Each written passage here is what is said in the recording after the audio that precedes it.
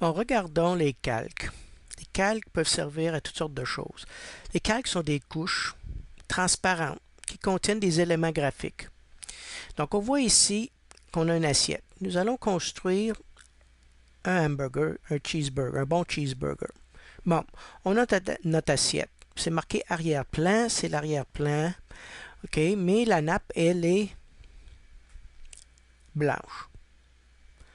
Étant donné que je fais mon hamburger pour mes petites filles, des fois, ça déborde l'assiette. Donc, on n'aime pas les nappes blanches. On va s'organiser pour s'en débarrasser. Donc, je viens dans ma gomme magique qui est vraiment très utile quand on fait des calques. Et je clique. Et on voit que c'est passé à calque 0 et le parcours est disparu et c'est transparent. Maintenant, je vais rajouter un autre calque, cette fois-ci à motif. Donc, je vais dans motif et je suis dans le papier de couleur, c'est parfait pour ma nappe. Et je vais choisir une belle nappe rose qui va aller bien avec mon assiette. Je clique OK, mais là on voit que la nappe cache mon assiette. Qu'est-ce que je peux faire? C'est très facile. Je prends ma nappe et je la mets en dessous de mon assiette. Et voilà ma nappe de papier et mon assiette par-dessus. Maintenant, pour faire un hamburger, il nous faut vraiment un pain. Donc, on commence avec le pain. Je clique sur ma gomme magique qui fait effacer le partout. Je vais dans sélectionne tout. J'ai pas besoin nécessairement, je pourrais juste sélectionner le pain, mais c'est plus facile.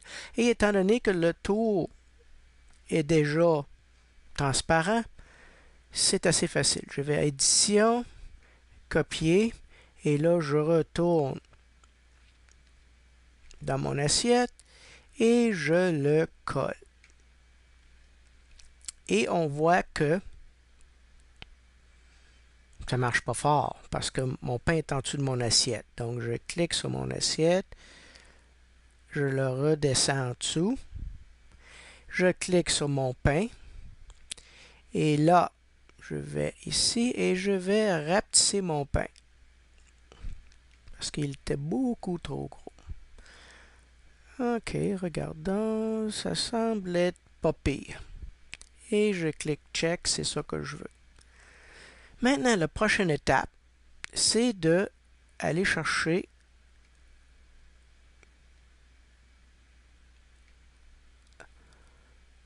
ma viande.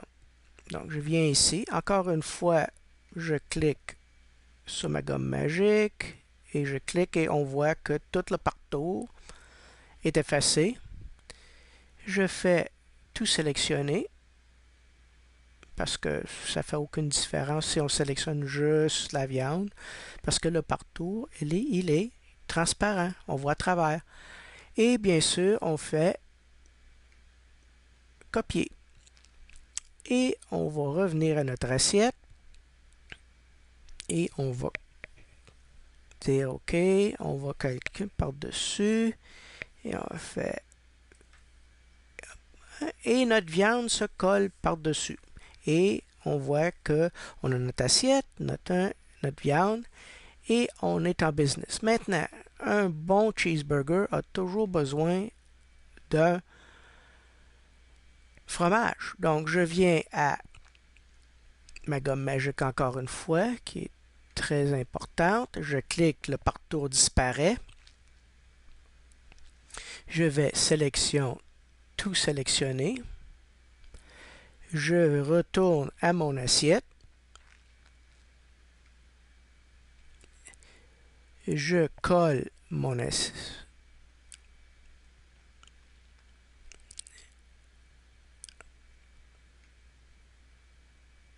Bon, ça, pour une drôle de raison, il n'a pas. Je retourne. Il est là. Copier, des fois ça fait ça. On a juste à retourner en arrière. Et on vient ici. On colle et notre fromage est collé sur notre viande. Maintenant, on retourne. On va mettre un petit peu de laitue. Encore une fois, gomme magique.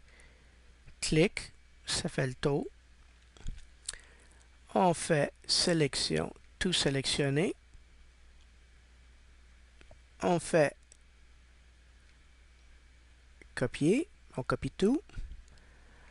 On va à l'assiette et encore une fois, on colle et ça colle par-dessus. Et on continue. On vient ici. On va mettre des tomates, la gomme, encore une fois, qui enlève le partout, qui garde juste l'élément qu'on a besoin. On sélectionne tout. On retourne à notre assiette et on colle encore une fois la tomate. Et ça n'a pas fonctionné. Je reviens. J'ai juste à supprimer le calque, pas de problème. On revient à la tomate et on copie. Copier deux fois juste pour être certain. On vient à l'assiette et on fait coller et il colle dans la nouvelle. On voit que malheureusement la tomate est pas mal plus grand. Ça devait être une méga tomate. Donc on va dans sélection. On rétrécit la tomate. On l'emmène à sa place. On dit oui, c'est bien ça. Et voilà. Maintenant, finalement, qu'est-ce que nous devons faire? C'est bien sûr le dernier. On va dans notre gomme magique encore une fois. C'est vraiment très intéressant. Et ça efface tout le tour. On sélectionne tout le calque. On copie tout le calque pour être certain. On va à notre assiette et on le colle. Il est beaucoup trop gros. Donc on vient ici. On le rétrécit un peu. On le met par-dessus. On va le rétrécir encore un petit peu.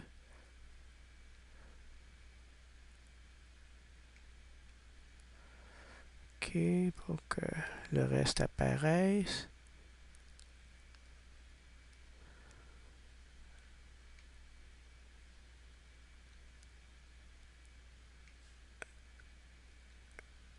Et voilà, notre hamburger est fait.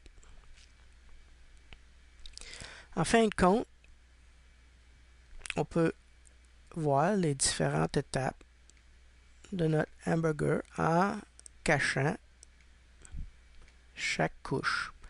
Donc, on a commencé avec notre assiette, on a rajouté une nappe, et là, il n'y a rien. Donc, c'est complètement vide. On fait, oui, on met la nappe, après ça l'assiette, après ça le pain, après ça la viande, après ça le fromage, après ça le laitue, notre tomate et notre pain. Si nous sauvons, parce qu'on peut faire plusieurs choses avec, OK, on peut ici créer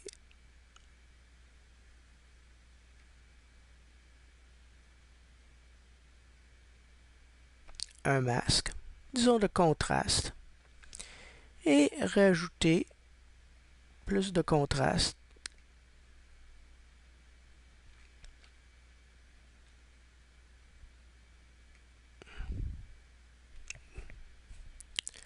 Est-ce que on voit le calque? Non. On voit les effets du calque. On pourrait aussi facilement créer des niveaux, teinte, saturation, etc. On va y revenir. Donc, maintenant qu'on a ça, qu'est-ce qu'on peut faire?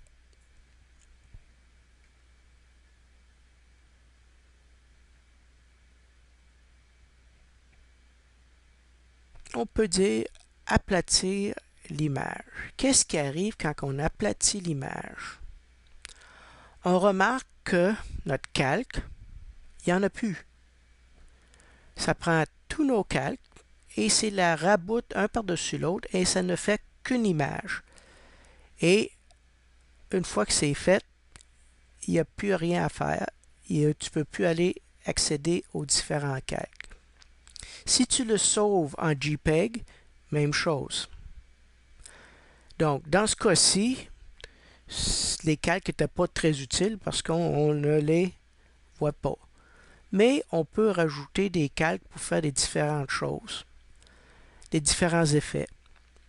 Et c'est là que ça devient plus intéressant.